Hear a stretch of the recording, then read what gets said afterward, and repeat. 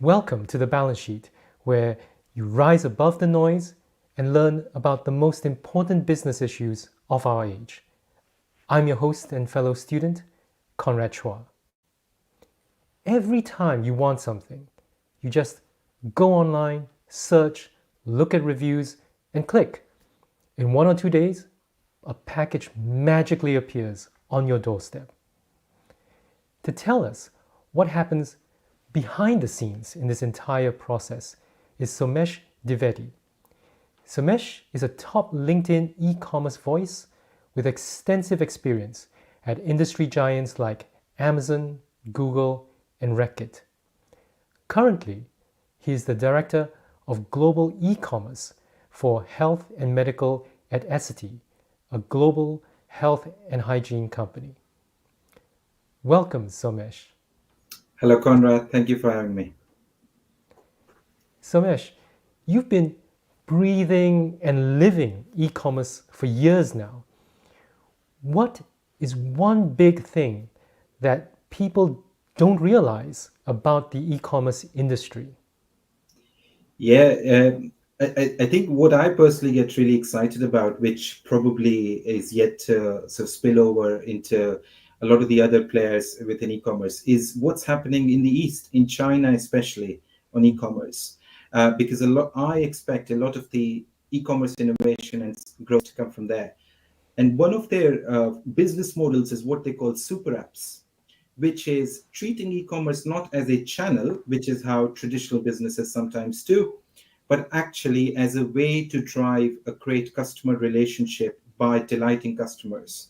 And what I mean by that specifically is if you look at Southeast Asia or China, there's this concept of super apps where it's not a specialist app to purchase, then another specialist app to play your video games, another one to watch streaming videos like Netflix. There are these apps which are all in, which provide you with e-commerce, with payments, with ride hailing, food ordering, video game, entertainment, call it what you'd like. And what that drives is a big lock-in for the customers. And it also prevents the customer from looking over their shoulder to other sort of ecosystems because all of their needs are catered to. And I think that is one trend that we'll increasingly start to see come into the Western markets as well, where traditionally in e-commerce, there has been great specialism. Amazon for e-commerce, Facebook for social media, Google for advertising. But I think those worlds will come together, get consolidated more and more into this super app mechanism, in my view. Of course, in places like China and Southeast Asia, where you have these super apps like WeChat in China, in Singapore, and Southeast Asia, there's Grab. They all started from a particular position. I think WeChat started in messaging, social media, a bit of games. Grab started just like Uber. In fact, they bought over Uber's operations in Southeast Asia, and then they progressed. So why did they succeed in becoming a super app? Whereas in the West, Facebook started with Marketplace, they didn't get very far. Uber is still very much a delivery company. Yeah, no, that's an excellent question, Conrad. And there's a few factors at play. One is the general uh, reception of e-commerce and digitally native audiences is greater in countries like China than, say, a country in the West. So there are people spending a lot more time on their screens. There are people where a lot of the entertainment of in their lives comes from the screens that they choose to spend time in. So one is that the audiences tend to be a little bit more digitally penetrated and advanced than some of the other audiences in other countries. So it's a favorable tailwind. Second is the network effects. So even though you're absolutely right, Grab started with a ride hailing and WeChat with instant messaging, but they very quickly realized and started sort of experimenting with the idea that you can you can sort of add on in a modular way in adjacent need of the customer. So someone's instant messaging about a tub of yogurt to buy. How about you show them a yogurt advertisement? So suddenly you're trying to pull away digital advertising from the likes of search engines into the instant messaging, and it's a lot more topical because you're having that chat now. Similarly, if you look at Grab, it started with ride hailing, but then very quickly realized that whilst my delivery drivers are out there, how about I get them to start delivering product that customers want to buy as well? So you would have a driver go into a doorstep with a bag of lettuce and meat, which is your daily shop. So I think those apps were a little bit more creative about exploring adjacencies and then use the network effects. Whereas some of the other companies you mentioned, like the Facebooks of the world, just focused on milking a lot of their revenue and margin from one specialist one specialist offering. There's nothing wrong with that, but increasingly they are locked in, and finding additional revenue streams is harder now because the positioning of the offering is with one thing. So when Facebook Marketplace is launched, a lot of people still use it, but it's not a big e-commerce player for sure. Brands aren't sort of desperate to be on their questions of security and regulation. So I think network effects, receptive audiences, and just more creativity, I think, are probably the factors at play. Do you think we will see a global e-commerce company, or are we going to see this balkanization where you have these large regional champions? For example, in China, you might have Pinduoduo, Temu going out. In Southeast Asia, Shopee and Lazada. Yeah, I think for a truly global e-commerce company, my personal view is going to be hard. You might have a similar model take a foothold in a lot of these regions, but there are so many different nuances. So if you look at, say, Mercado Libre in LATAM, that is a very different operation due to the nature of the third-party trade and commerce there than operating Amazon or Alibaba or Lazada in Indonesia. So my view is, whilst the model of super app e-commerce plus entertainment plus everything else will probably start to become more prominent, but there might still be a few different players dotted around the world. For it to be truly global e-commerce company, it's going to be very hard because the digital incumbents that grow out of nowhere. Walmart paid, what was it, $16 billion for Flipkart in India, something like that. And you would think that Amazon coming into India would probably would put paid to the competition, but it didn't happen. Amazon is still, India is a key market for them, but they know they have to fight for their lunch versus the local native Flipkart. And there are similar examples everywhere. Latin America, Amazon Mexico, is whilst a key player, it's not going to become the marketplace of choice overnight because there are really strong digital incumbents locally available. That's very interesting. I know you've spent time at Amazon, and Amazon is the subject of large numbers of case studies in business schools about their logistics practices. But one new player seems to be succeeding by almost throwing out the Amazon playbook. That's Temu. Can you tell us a bit more about Temu's very different business model? Yes, I find this whole Temu as challenge to Amazon very fascinating personally, Conrad. We probably need to take a step back into the historical context of marketplaces. Over the last 20 years, e-commerce, especially the e-commerce outside of click and collect, so any e-commerce which involves product being shipped to your door, has worked on three central tenets. And they come from Amazon, but they've been widely deployed on marketplaces, online pharmacies, everywhere.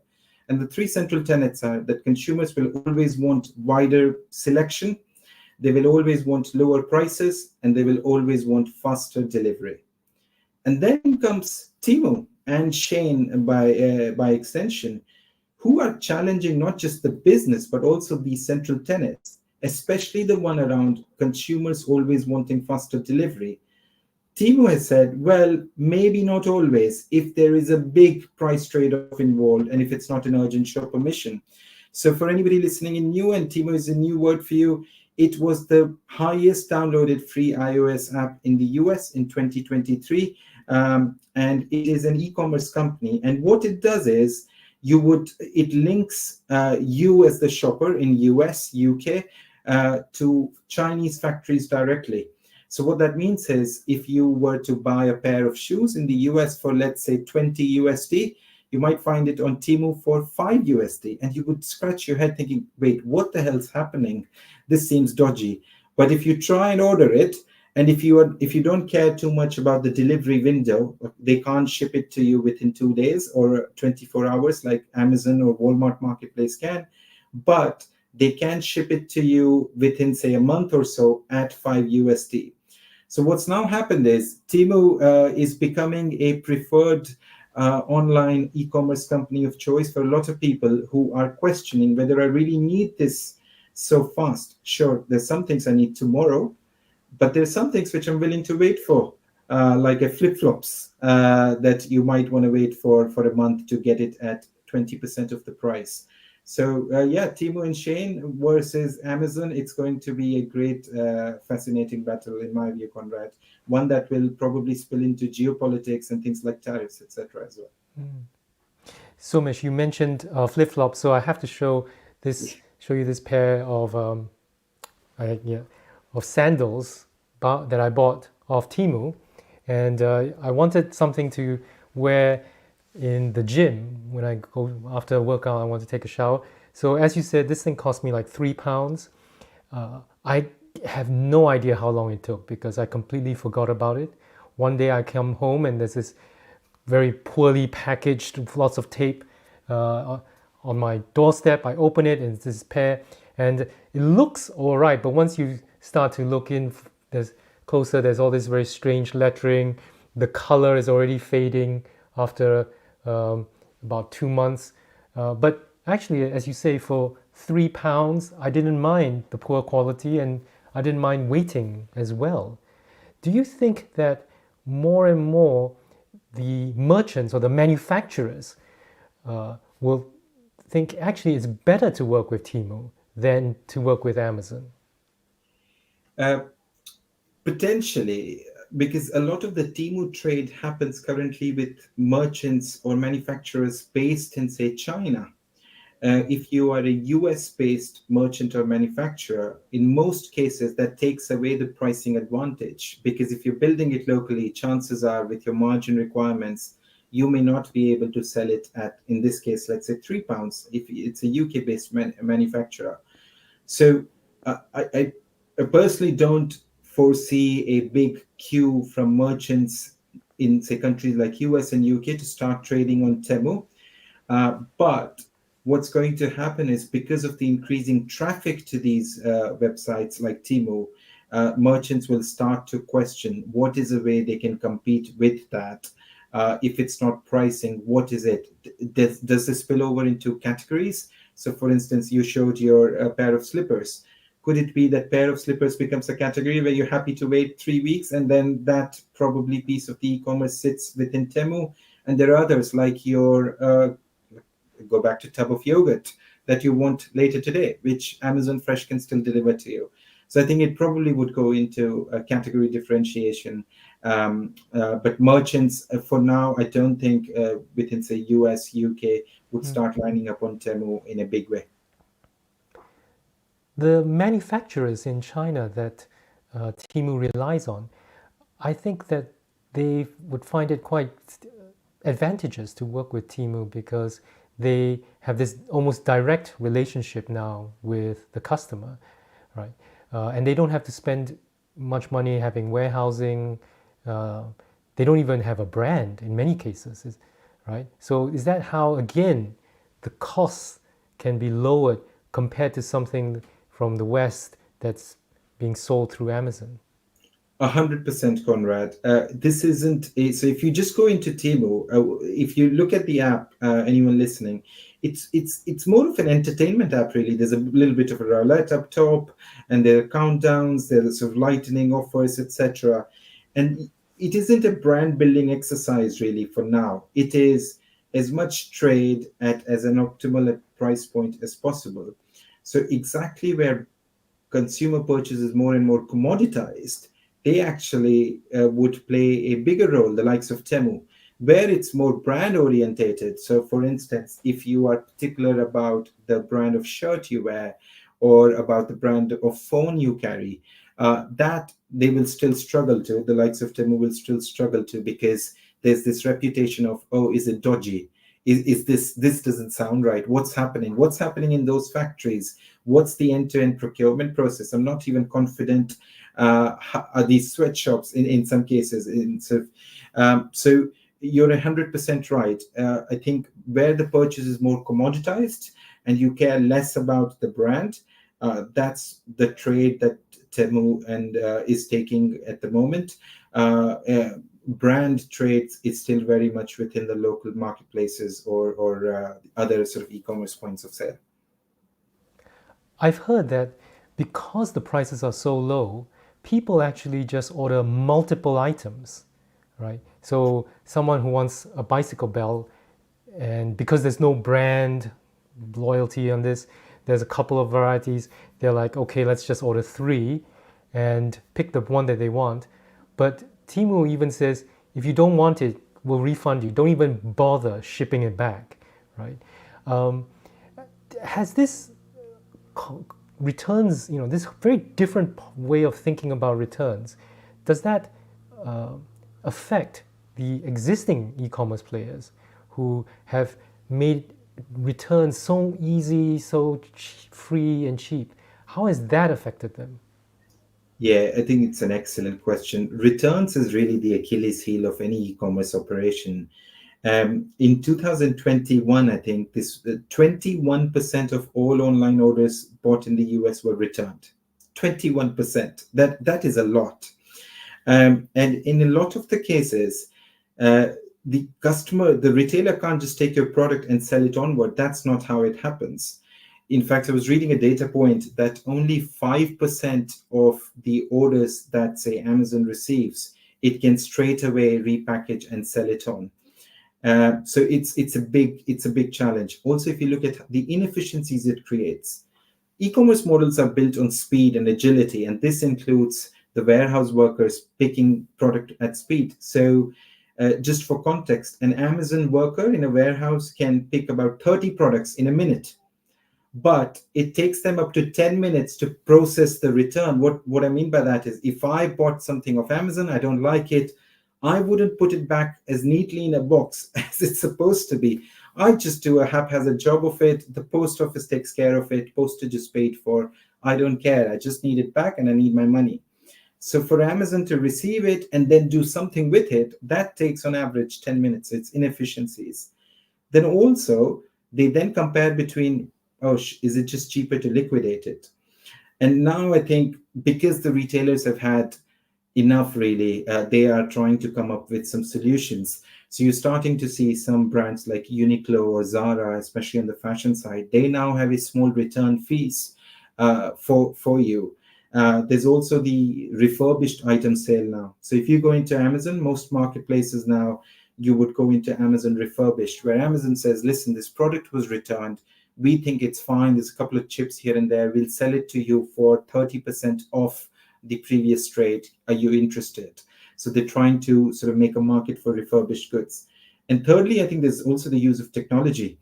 So if you look at a lot of these places like Walmart, Amazon, Alibaba, you can try things like augmented reality to try clothes on or your shoes on or furniture in your living room. So I think it's a combination of those things, creating fees, using technology, making a market for refurbished products to really counter this big challenge.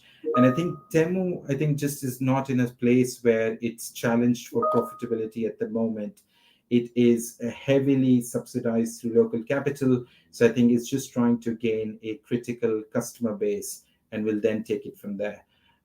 So yeah, it's a big challenge, but retailers are coming up with creative ways to manage it.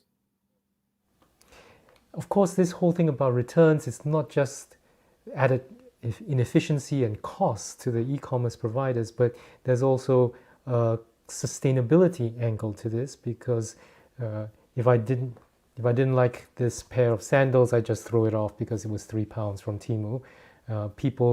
Temu almost encourages that at the moment by saying don't return.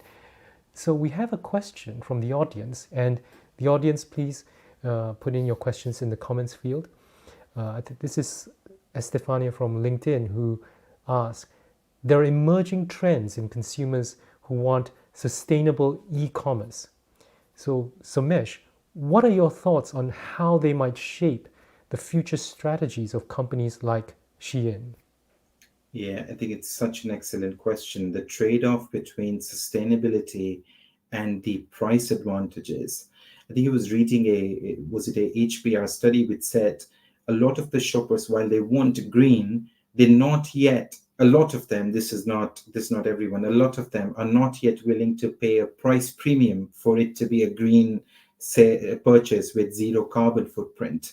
I think you're absolutely right. The likes of Shane, fast fashion, all of them will need to possibly reconsider how do they drive sustainability, but at the same time acknowledging that a lot of their top line is driven by this whole idea of fast fashion, quick turnaround, quick inventory churns, fast designs, fast launches.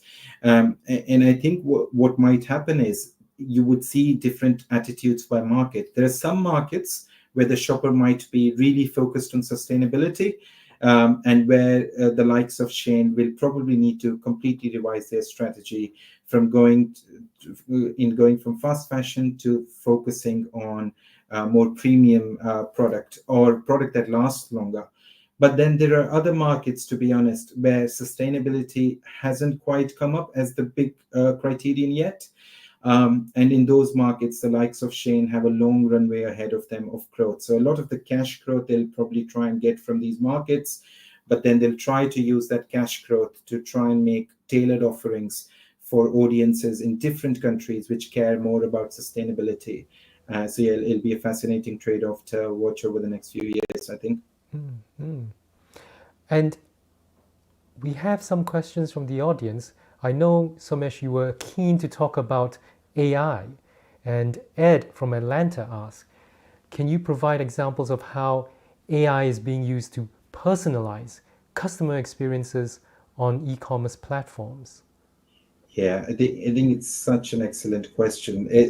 AI is truly the rage right now, right? And e-commerce is the perfect place for it to be experimented and leveraged. And different companies are using it absolutely differently. If you look at, just picking on one of the examples from a conversation we were having on returns, there are companies now that are using AI to predict the return probability by customer segments. So you account for that in your trading. So that's even at the back end.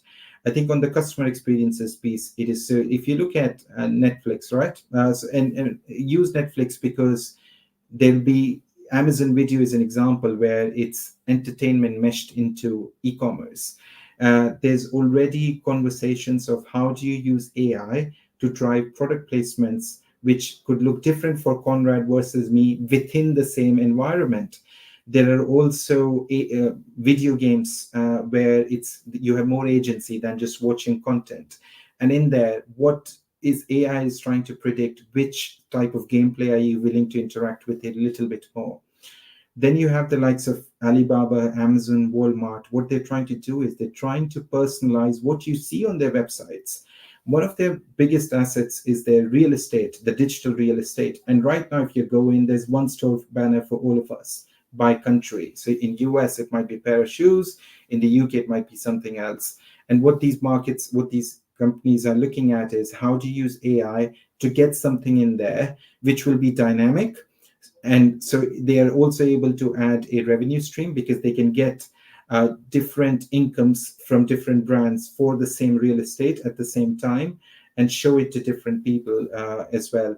Then if you go on to the simplest example, if you go onto Amazon detail page, if you scroll down, they'll also say you might also be interested in, and that's called automation and personalization. And that accounts for a large part of the sellout on Amazon, nearly a third. So there are very different ways that this is being used with. I think AI combined with the likes of Metaverse will really shape the future for e-commerce personalized experiences, in my view. So, Mesh, when you talked about AI, it was very much about the analysis and the insights, and not just about the generative AI aspects, which has dominated public discourse and imagination right now. We have a question from Katie, who actually I know took an online course on AI with me. Uh, Katie asks, how will AI impact the need for agile, fast supply chains when an AI assistant could manage our lives, reduce last minute buys for school, work, and home? And could a move away from app purchases to AI orchestrated purchases change and influence brand loyalty and maybe reduce that kind of impulse buy? Yeah, I think it's again such an excellent topic. Supply chains are already, even before AI came in, supply chains were reeling from what happened in COVID, right? E-commerce supply chains. If you work in e-commerce, you probably spent 2020 becoming a supply expert. I suddenly knew everything about a truck dimension. So I think supply chains were recovering post-COVID, and then came in AI. And you're absolutely right, Katie. What has happened is there are decisions that used to take much longer in terms of inventory planning, in terms of the stock orders, in terms of planning your courier to show up for a delivery depot, etc. They used to take a lot longer. And sometimes in traditional industries, it still is sort of quite manual, people getting around in a meeting to discuss how should that work. But a lot of that is becoming algorithmic as well. And what that means is supply chains need to cope quite quickly. So, for instance, instead of a simple example is instead of having to speak to a manager at, say, Walmart or Amazon or Alibaba, you probably have a self-serve portal now where you go in, book in, and then plan your plan your inbound stock accordingly. But some companies are not great with it just now because it's a different skill set. So I think there'll be a lot of work required on upskilling our supply chains and investing significantly in getting existing supply chains to speak to the AI systems. I think the piece you mentioned about brand loyalty and reduced impulse purchases, it's an interesting one. You're right. If AI could predict most of our needs and get that into our doorstep, great. I still think there'll be room for some impulse purchases. I think not all shopping is need based. A lot of it is, as the words use, retail therapy as well. So I think there'll still be there'll still be a need for impulse. Also, sometimes, especially in healthcare, it is an impulse based purchase. If you're not feeling well, you suddenly need a paracetamol from your pharmacy, but you're not in a shape to go pop over. So you need your delivery app to send it to you. So I think, especially in the world of healthcare, sometimes in sports, there'll be quite a big piece for impulse buys. But overall, you're right. AI predictability and predictive analysis on shoppers means it's a great opportunity for brands to drive sticky relationships. On the converse, I guess that brands will have to pay a lot more to have their products served to customers when they customers ask AI, well, I want a pair of sandals or I want toothbrush or toothpaste, right? As compared to now, where they actually a lot of times you go on a desktop, at least in the West, look through, you can scan, you can see stuff. How will that happen when all you do is you just ask them, an AI assistant? Yeah, and this throws into question the objectivity of AI. So you don't want your product recommendations biased by commercial considerations of, say, one or two brands, which might be the dominant forces in that category. So it is a very real risk, Conrad, and one that I don't think there's a great answer for today.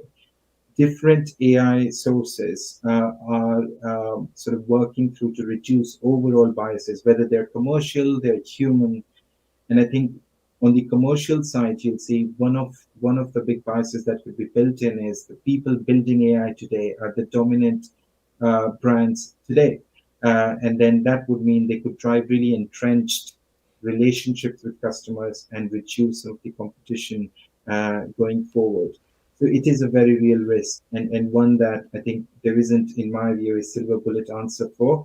But I think there are non sort of corporate initiatives to build responsible AI, ethical AI as well, where it should be sort of consumer-led, consumer need-led, as opposed to a brand-led narrative. So yeah, we'll wait to see how that evolves in the near future.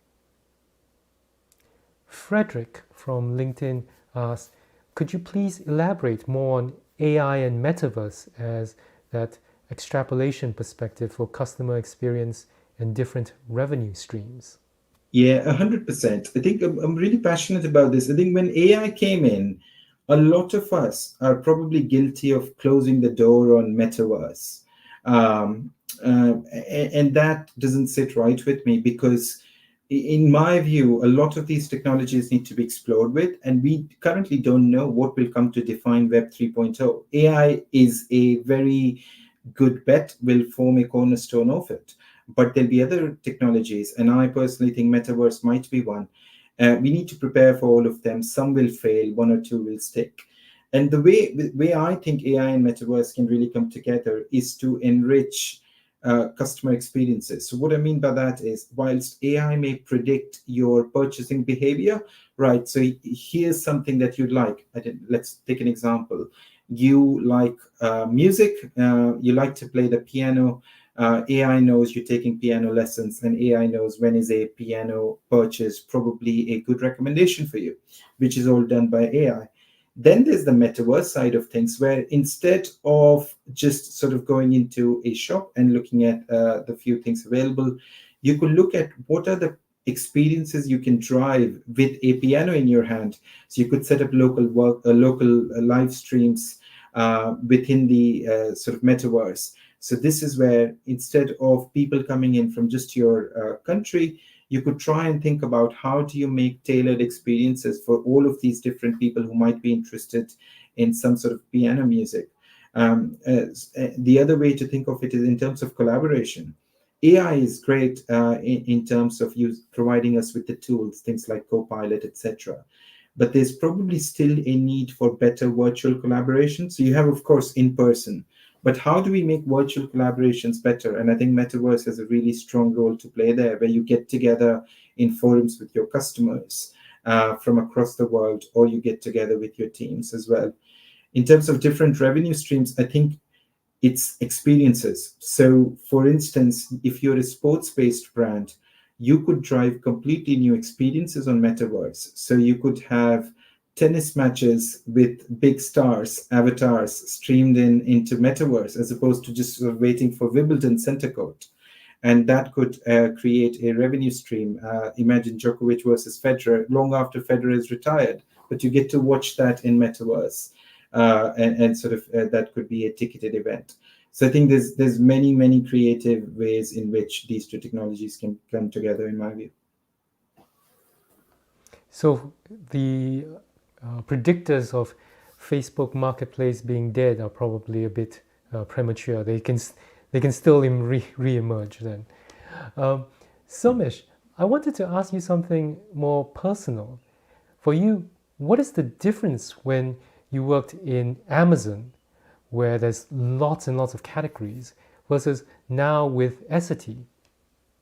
Yeah, I was involved entirely with the tech industry up until 5 years back. So Google, Amazon, I am what I would like to call sort of a digitally native, really passionate about all things tech. And I think 5 years back, I switched to FMCG. And part of the reason was taking the challenge of digital transformation. What I mean by that is, at the likes of the other organizations you mentioned, Google and Amazon, everyone's pulling in the same direction in terms of technology advancement. The narrative is pretty clear, is consistent everywhere. Whereas when you move from that sort of environment to another organization which has fantastic brands, and I've been really lucky with Essity and my prior employer as well at Reckitt, with some absolutely gorgeous brands that they have. And how do you then try and work with the organization and take the organization along on the journey, where sometimes there might be entrenched ideas or apprehensions about, say, digitally activating our brands? So I'll give you an example. What if This is not an example from a specific organization, but generally in the FMCG industry, you might sometimes find that e-commerce expansions are sometimes associated with category value dilution. What's going to happen to my price when there's so much transparency? I used to drive great pricing with, say, the pharmacy sector, but now that all the pricing is available online, I'm not able to charge the same price premiums.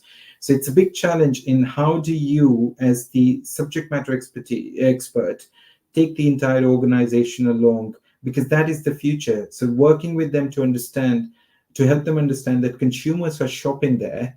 So it's not a question of whether we should do it, but it's a question of how we should go about doing it in a way that both holds value for the category and the brand, but also drives long-term, really sticky customer relationships. So I think the digital transformation and the organizational challenge was one of the reasons I made the switch.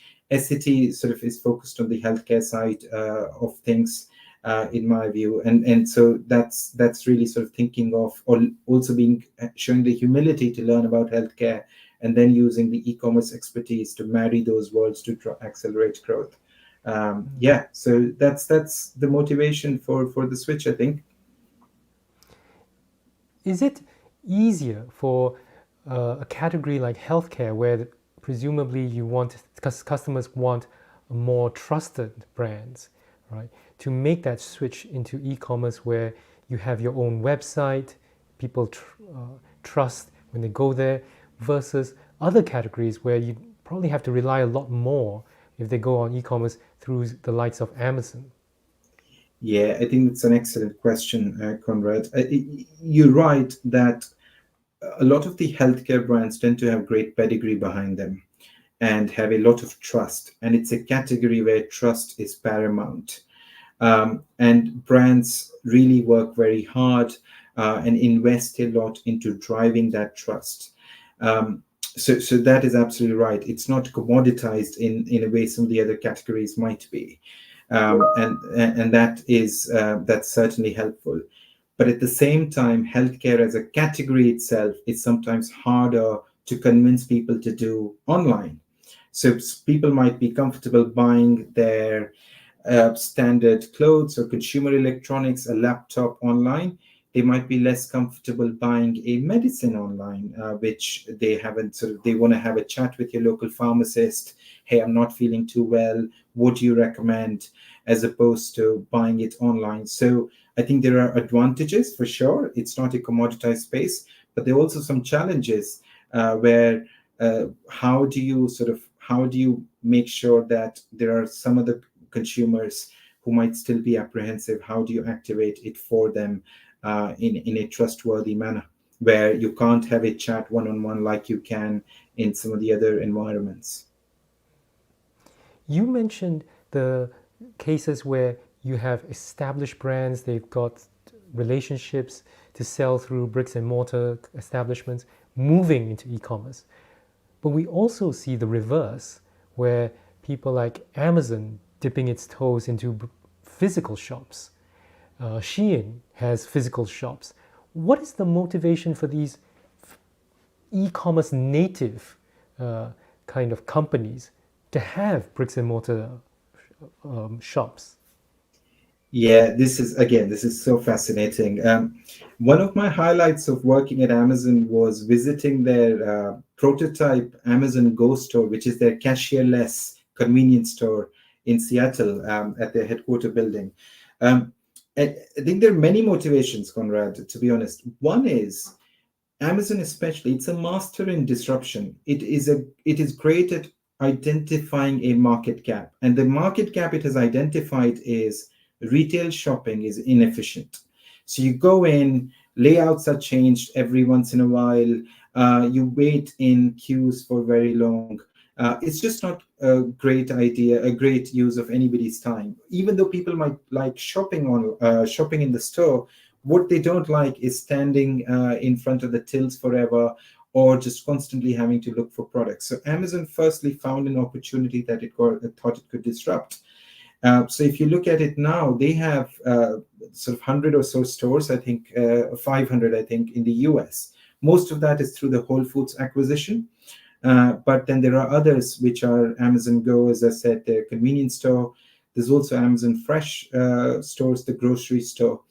And so they found a way to disrupt this. I think the second is it's a acknowledgement from Amazon endorsement that future of e-commerce is omni-channel for the foreseeable. You're not going to see an end to brick and mortar just yet. So this is why I think e-commerce leaders need to be very clear about the fact that they want to activate for the total consumer, not just e-commerce. There are very few people who exclusively shop online. There are many people who exclusively shop in store, but exclusive online is still a smaller subset. So you need to, as e-commerce people, we need to acknowledge that reality and be humble about it.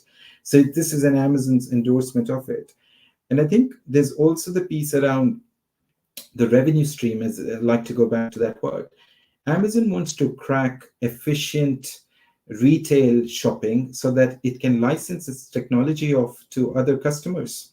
And it's already doing it. It's licensing its scan technology, and they have something called Amazon Palm, which just reads the vein structure under your palm to let you in.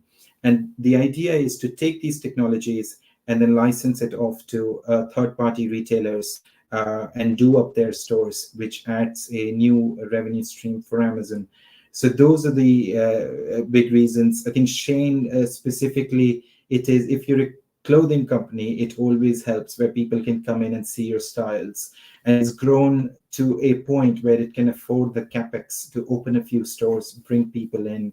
Amazon did something similar with Amazon 4-star stores. So these had products which were rated 4 and above, and you can come in and physically touch and feel it. It was a branding play as well. So I think there's many factors, but it also is a reinforcement that the future is omni-channel. For now, it's not e-commerce exclusive. And the last question comes from Frederick again on LinkedIn. From a neurophysiological perspective, the trigger stimulus to initiate a purchase decision when it comes to augmented reality would presumably have a lower threshold to surpass. So what's your opinion on this perspective? Yeah, I'm just reading it again just to understand it fully. So the trigger stimulus to initiate a purchase decision in relation to existing customer profile in relation to augmented reality would presume I don't fully understand, Frederick. Is this, maybe you could sort of ping in or send me a note on LinkedIn.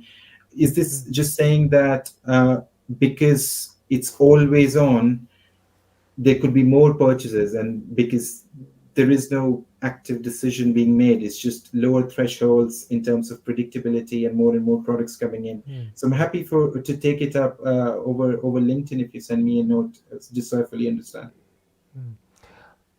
If I can reframe that question a bit, I noticed on Temu that it's gamified. The whole shopping experience is gamified, and there's all kinds of bells and whistles and sounds, which to my older self, I just can't stand. I hate this whole TikTokification of everything. But do you see that eventually there will be e-commerce that's gamified, that's going to be live streamed, which I've seen in China do very effectively? And does that kind of environment drive more purchases? Yeah. I think the opinion is split. You're right. I personally am of the view that yes, there'll be more gamification of things going forward. As more and more people start shopping, especially sort of in the East, you have this younger population that are coming into their own and have jobs and have larger disposable purchasing power. And they don't want to just have a purchase transaction. They want it to be greater than that. And that includes entertainment, that includes gaming. That's not to say there won't be places for a simple transaction. But I think in this, especially the super app model would mean there's a lot of the adjacent benefits rather than just commerce, is my view, really, Conrad. Well, I dread the day when my daughter takes my credit card and goes on Temu and starts playing games while shopping. But thank you so much for that overview.